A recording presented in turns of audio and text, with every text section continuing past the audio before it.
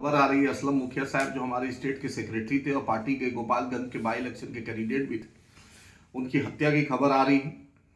ये बिहार सरकार और बिहार के एडमिनिस्ट्रेटिव सिस्टम पर एक करारा तमाचा है। पिछले महीना हमारे आरिफ जमाल साहब को, जो डिस्ट्रिक्ट कन्वीनर सीवान थे पार्टी के, उनको मार दिया गया, फिर असलम साहब को मार दिया गया।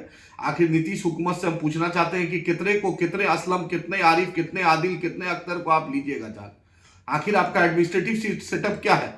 क्या एमआईएम को आप बिहार में राजनीति नहीं करना नहीं देना चाहते? क्या मुसलमानों की एक आवाज जो बढ़ रही है आप नहीं चाहते? कभी बैरिस्टर असदुद्दीन ओवैसी साहब पे हमला, कभी अकबर साहब पे हमला, कभी अख्तर उल ईमान साहब पे हमला, कभी हम पर धमकी, क्या कभी असलम साहब की शहादत? हम शहादत को रायगा जाने नहीं देंगे। हम बिहार के डीजीपी साहब से पूछना चाहते हैं, होम सेक्रेटरी साहब से पूछना चाहते हैं, वहां के जिला एसपी साहब से पूछना चाहते हैं, आखिर आपका एडमिनिस्ट्रेटिव सिस्टम है क्या? इंटेलिजेंस है क्या? आखिर असलम साहब एक प्रतिष्ठित आदमी थे, पार्टी के भी थे और सामाजिक कारकुन थे, मदरसा से जुड़े हुए थे, एक समाज में उनका एक अलग पहचान थी। आप उनके साथ एक निर्मय हत्या करवा दीजिएगा। आखिर बिहार सरकार किस राह पे जा रही है? क्या ये जंगल राज 2, 3, 4 क्या इसको कहेंगे? आप बतलाइए। पिछले महीना आरिफ जमान साहब चले गए, कभी अख्तर उल ईमान साहब को जान से मारने की धमकी, हमको धमकी। क्या हम इस देश में हमें रहने का अधिकार? याद रखिएगा, हम डरने वाले नहीं है। हयात मौत का मालिक अल्लाह है, अल्लाह है, अल्लाह है।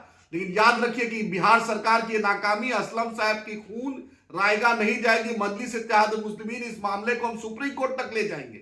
हम home ministry Delhi, home ministry Patna को भी हमने रिक्वेस्ट किया था सिक्योरिटी के लिए, अख्तर उस्मान साहब के लिए, कोई जवाब नहीं। यही क्या आप चाहते हैं? मुसलमानों की लाश पे आप राजनीति करना चाहते हैं? हाँ, हमारे खून का, हमारे लहू का कोई कदर नहीं। हम राजनीति भी नहीं करें, हम अपनी आवाज भी नहीं उठाएं।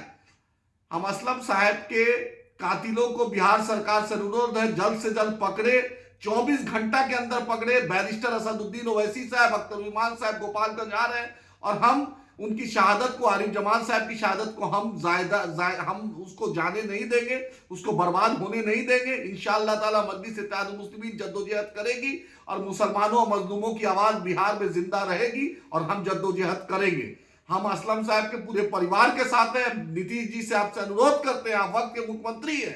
हम डीजीपी साहब से, होम सेक्रेटरी साहब से अनुरोध करते हैं कि आप अपराधियों पर अंकुश लगाइए। बिहार में जो निर्मय हत्या हो रही है, इस पर अंकुश लगाइए। हम जद्दोजहद करेंगे और हम कल बैरिस्टर साहब भी आ रहे हैं, अख्तर साहब भी आ रहे हैं और इंशाअल्लाह ताला हम इस मुद्दे को सीएम, गवर्नर, चीफ सेक्रेटरी और होम सेक्रेटरी के बाद में उठाएंगे। हम चुप नहीं रहने वाले। एमआईएम के कभी कारकुन से गुजारिश है, आप आइए गोपालगंज, हम उनके साथ खड़े हैं, उनके परिवार के साथ खड़े हैं। इंशाअल्लाह ताला अल्लाह उनको जन्नतुल फिरदौस में आला से आला मुकाम दे और हम उनके साथ, उनके परिवार के साथ खड़े हैं।